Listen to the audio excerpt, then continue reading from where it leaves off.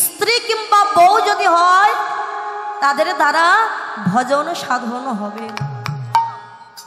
নারী যদি সহধর্মিণী হতে পারে, সহধর্মিণীকে যে স্বামীকে ভজন পথে যেতে সাহায্য সহযোগিতা করে সেই তো হলো সহধর্মিণী। স্বামী যদি ভজন পথে যেতে হয় ওই সহধর্মিণীর চরণটা আগে ভজন করতে হবে, মানে স্ত্রীর চরণটা ভজন করতে হবে, ওই রমণীর চরণ। বাবারা হয়তো বলেন দূর বইয়ের চরণ কেউ ধরে? কেউ ধরে নাকি? বইয়ের চরণ ধরে কারা? যারা জানে যেখানে উৎপত্তি জীব সেখানে ক্ষয়, তাহাই ভজিলে যে মোক্ষ প্রেমের পাহাড় ভেলো।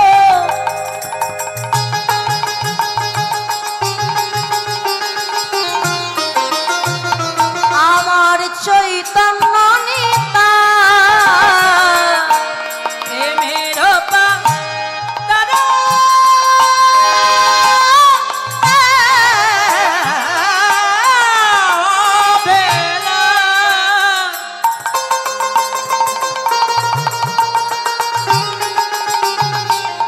আমার চৈতন্য নিতা আর নদী নালা রূপে আসি মিলে কোঠার, নদী নালা রূপে আসি মিলে কোঠার। আজ সবে আসি মিলিত হলো, সবে আসি মিলিত হলো, আজ সবে আসি মিলিত হলো।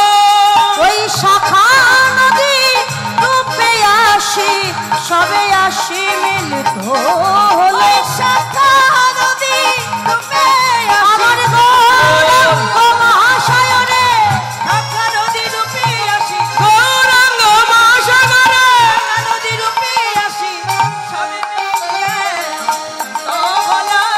ওরে নদী নালা রূপে আসি মিলিল একটায়। তো মহাপ্রভু যখন সুরধুনী গঙ্গার কিনারায় দুটি বাহু উত্তোলন করে হরিনাম করছেন, সেই হরিনাম দেখবার জন্য কারা কারা এসেছেন? এই যে নবদ্বীপের ভক্তদের আছে।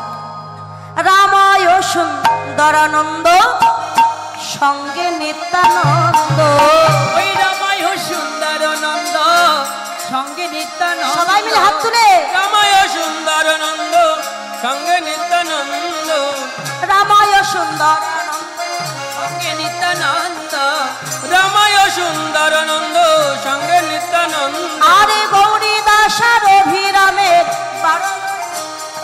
আরে গৌরী দাসার অভিরাম বাড়ালো আনন্দ, এদের আনন্দ ধরে না, আনন্দ ধরে না, আনন্দ ধরে না, আনন্দ ধরে না, গৌরী দাসের অভিরামের মনে প্রাণে আনন্দ ধরে না। ওরে গৌরী দাসের অভিরামের আনন্দ ধরে না, গৌরী দাসের অভিরামের বাড়ালো আনন্দ, গৌরী দাসের অভিরামের বাড়ালো আনন্দ। আর রামায় সুন্দরানন্দ ঠাকুর, এই সুন্দরানন্দ ঠাকুর কে ছিলেন মা? এই সুন্দরানন্দ ছিলেন বৃন্দাবনের সুদামা নামক শাখা, যিনি কলিযুগে হয়েছেন সুন্দরানন্দ ঠাকুর, ঝিনাইদহে মহেশপুরে জন্মগ্রহণ করেছিলেন। আর এসেছে কে? সঙ্গে নিত্যানন্দ, নিত্যানন্দ ছিলেন বলরাম, কলিযুগে হয়েছে নিতাই। গৌরীদাস আর অভিরাম, গৌরীদাস ছিলেন কে?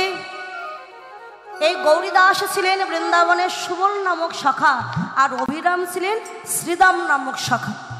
যারা কৃষ্ণকে আনতে গিয়েছিলেন আজকে কলিযুগে তারাই হয়েছেন, তারা নাম ভেদ করে ধাম ভেদ করে তারাই এসেছেন। হলো সুদামা ছিল, সুদামা হলো সুন্দরানন্দ, নাম ভেদ করে ধাম ভেদ করে এসেছে, কেউ জানল না।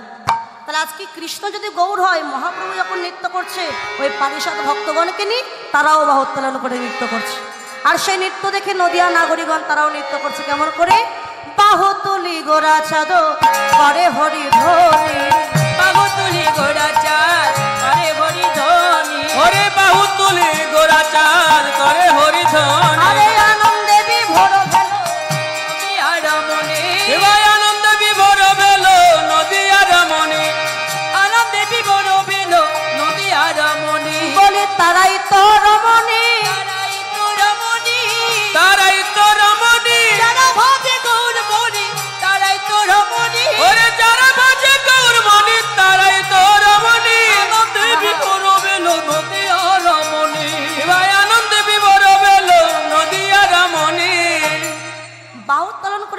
প্রভু নৃত্য করছেন, সেই নৃত্য দেখেছেন কারা? আনন্দে বিভোর হলো নদিয়া রমণী। রমণী মানে নারী, রমণ মানে পুরুষ। তাই সেই নবদ্বীপে শুধু কি প্রভুর নৃত্য নারীরাই দেখলেন? কোনো পুরুষ দেখতে পেল না? নাকি নবদ্বীপে পুরুষে ছিল না? এই যে নবদ্বীপ ধাম, এই নবদ্বীপে শুধু কি নারী আছে, পুরুষ না? বলে পুরুষ আছে একজন, অনাদির আদি শ্রী গৌর গোবিন্দ। আর আমরা সবাই হলাম প্রকৃতি। প্রকৃতি হইয়া করে প্রকৃতির সঙ্গ, দিনে দিনে বাড়ে তার প্রেমেরও তরঙ্গ।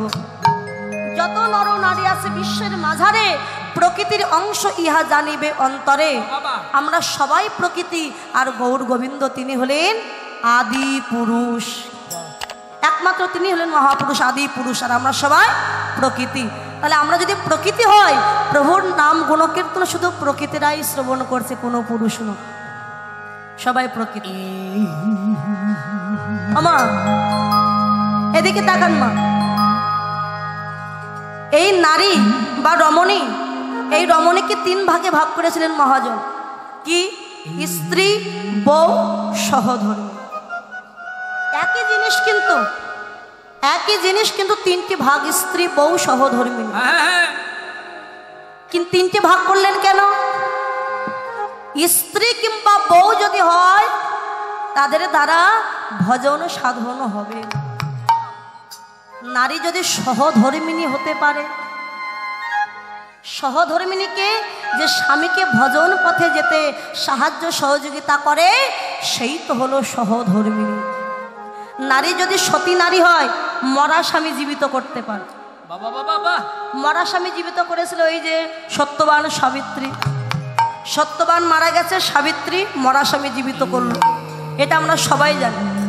তাহলে সতী নারী আছে মা, কারা কারা সতী নারী বা সহধর্মিণী আছেন একটু হাত তুলুন মা। হ্যাঁ হ্যাঁ, হরি বল হরি বল।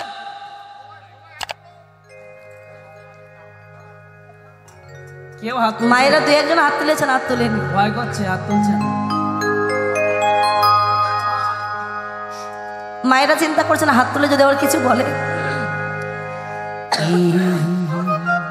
এই যে সহধর্মিণী, স্বামীকে ভজন পথে পাঠাতে হবে।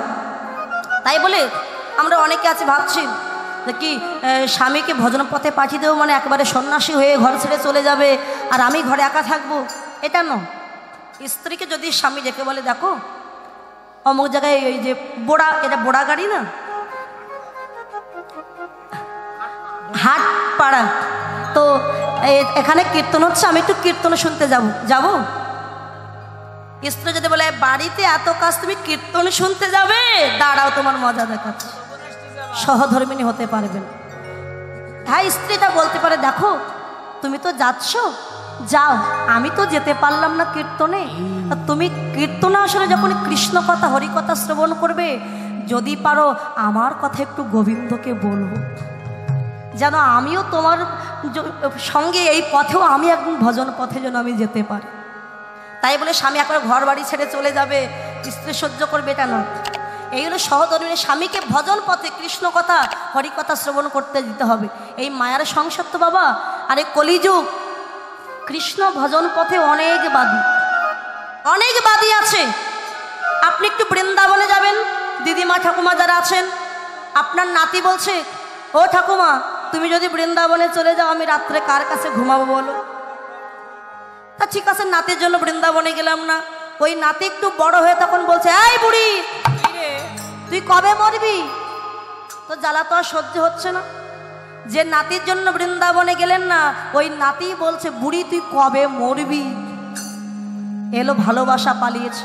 তাই সতী নারী যারা স্বামীকে বাঁচিয়ে রাখতে পারে, ধরে রাখতে পারে, এই যে মায়েরা সতী নারী, আজও সতী নারী আছে।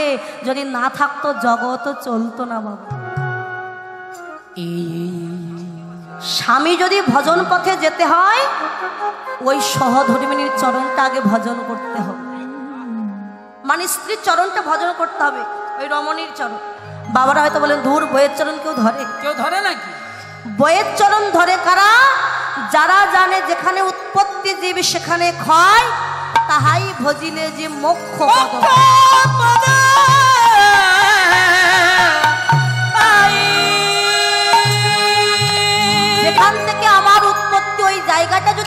সাধন করতে পারি, মোক্ষ পদ লাভ করতে পারবো।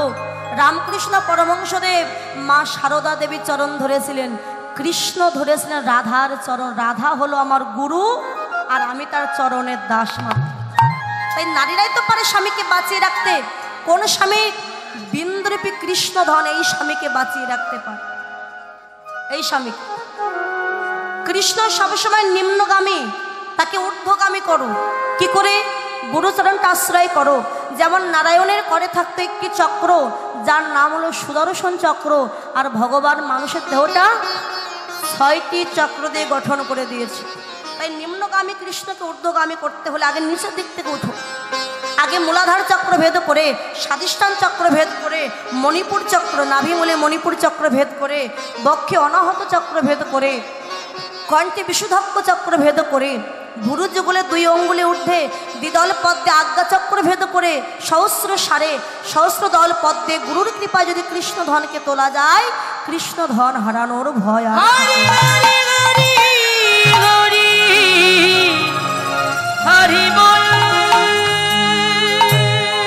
বেভিচারী নারী হলে রতি হয় নাশ, অতএব তার সঙ্গ তেজিবি নির্যাস। উপযুক্ত গুণবতী নারী হওয়া চাই, সাধনে প্রবৃত্ত হওয়া আগে গিয়া ভাই। মহেশ্বর তুল্য চাই পুরুষ অধিকারী, পার্বতী সমরূপে চায় নারী। নইলে সাধন সিদ্ধ নহে কদাচন, তাসবের নিকটে সব জানিবে কারণ।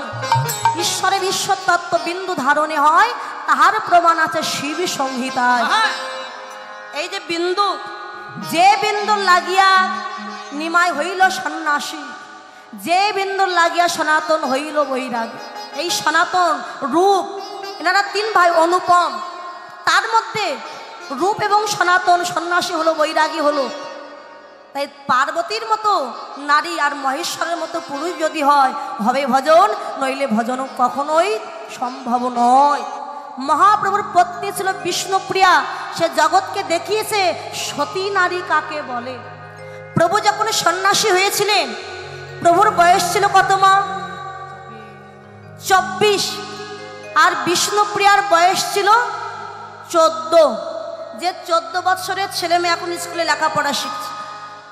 মহাপ্রভু বিষ্ণুপ্রিয়াকে ডেকে বলেছিলেন, প্রিয়ে, আমি যে সন্ন্যাসী হয়ে যাব এ কথা কিন্তু তুমি জানো। তা আমি চলে গেলে এই কষ্ট, এই ব্যথা তুমি সহ্য করতে পারবে না। তাই আমি সন্ন্যাসী হওয়ার আগে তুমি তোমার বাবার বাড়ি চলে যাও।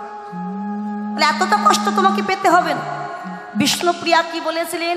স্বামী, আমি শাস্ত্রীর মেয়ে, আমি জানি স্বামী হলো জগতে সব। স্বামী, ভাই, বন্ধু, ছেলে, সব কিছু স্বামী, বাবা, সব। যেই বলেছে তুমি আমার স্বামী, বাবা, ভাই, বন্ধু, ছেলে, সব, মহাপ্রভু বিষ্ণুপ্রিয়ার বদনটা চেপে ধরেছে।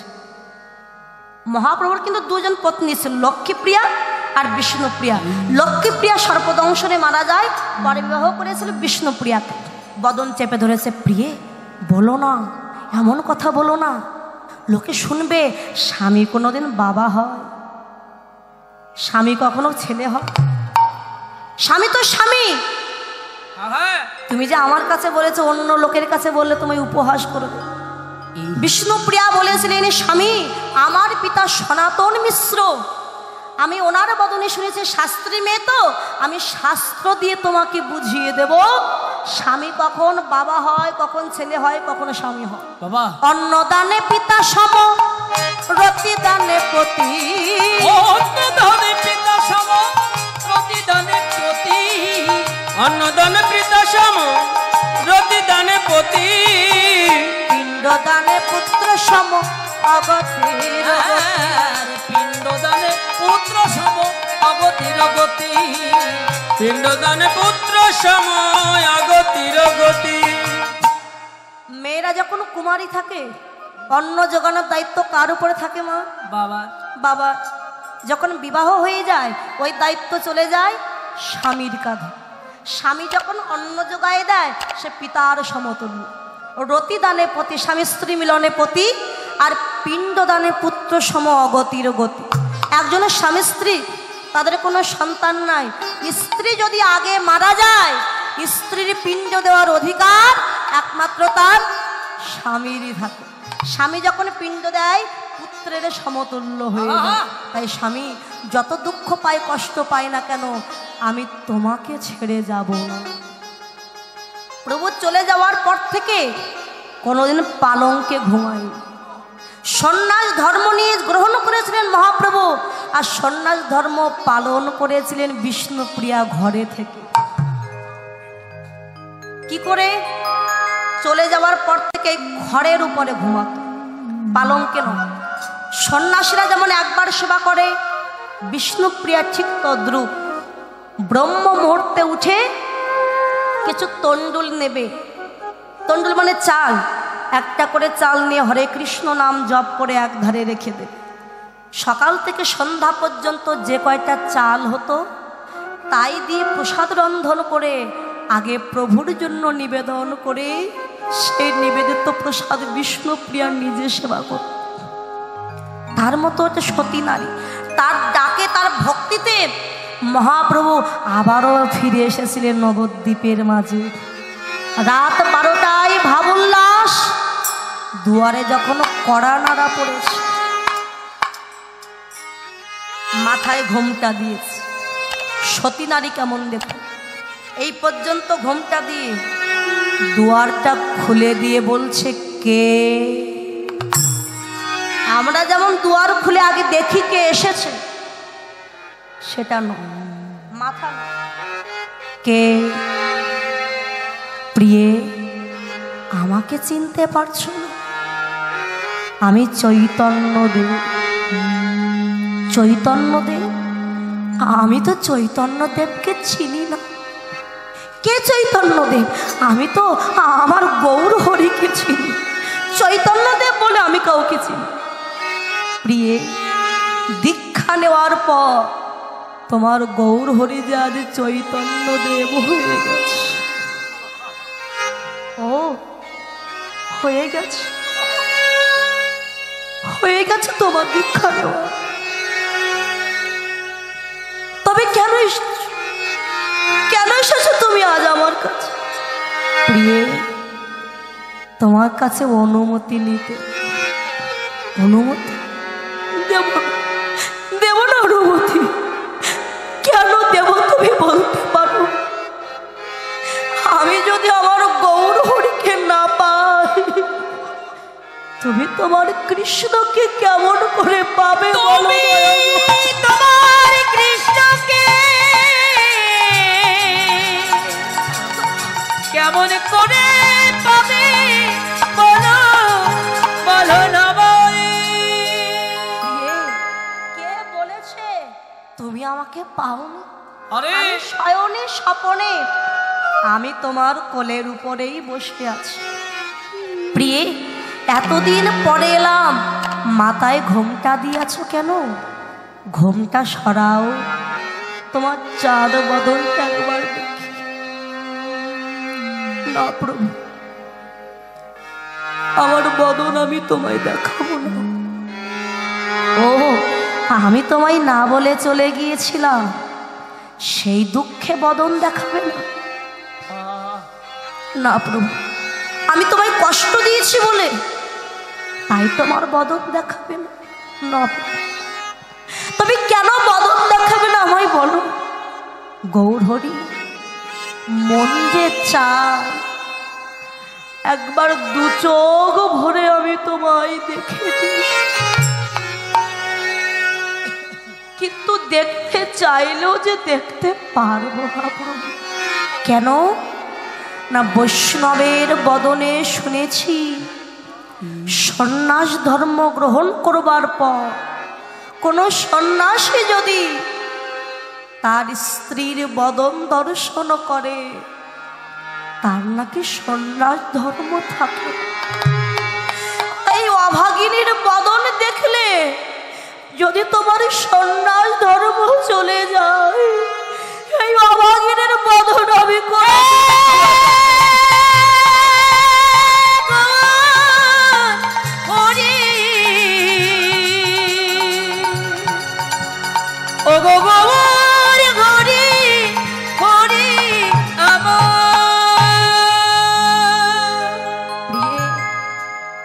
বদন দেখাবে না তো? দেখাতে হবে না। আমি চলে যাচ্ছি প্রিয়, আর জীবনে কোনো দিন তোমার সাথে আমার দেখা হবে।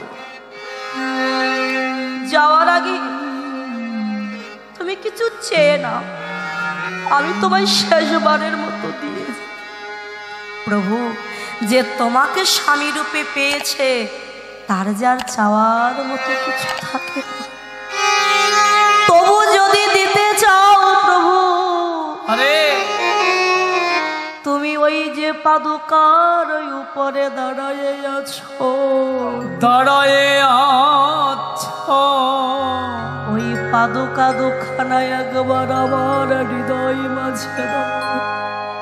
আমি ঘরে গিয়ে যত্ন করে তুলে রাখবো, যখন নির্জন নিশীতে তোমায় দেখবার স্বাদ আমার হৃদয়ে জাগবে, ওই পাদুকার উপরে তুমি ভুবন ভুলানো রূপে এসে দাঁড়িও। সেদিনে তোমার চরণ দুটি আমার হৃদয়ে ধরবো, আমি কাঙালিনী বলে যেন চরণ ছাড়া করো না গো।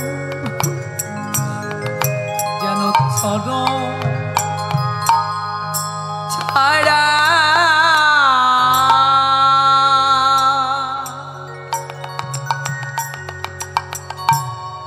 আমায় করো না, যেন চরণ ছাড়া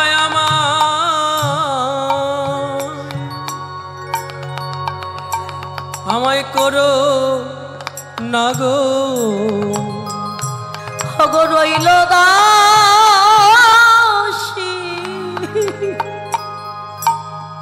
এই নিবেদন, যেন চরণ ছাড়া আমায় করো না গো। ওরে রইল দাসী এই নিবেদন, যেন চরণ ছাড়াই আমায় করো না গো। আমি আর কোনো চাই না দয়া, চরণ ছাড়া করো না গো। আমি আর কোনো চাই না দয়া, যেন চরণ ছাড়া করো না। বিষ্ণুপ্রিয়া, আশীর্বাদ দিলাম তোমায়, আজ তোমার থেকে জগতের নারীরা প্রেরণা নেবে কি করে প্রতিভক্তি করতে হয়, কি করে স্বামীকে ভজনের পথ দেখিয়ে দিতে হয়। তাই সেই তো হলো রমণী, যারা ভজে আমার গৌর গুণমণি, তাই তারাই তো রমণ। পদকর্তা বাসুদেব ঘোষ লীলার এক প্রান্তে দাঁড়িয়ে বললেন, বাসুদেব ঘোষে কহে মনের হরিষে, মনের হরিষে গোষ্ঠ লীলা গোরা চাঁদো করিলা প্রকাশে, কল্পতরু কৃপা সিন্ধু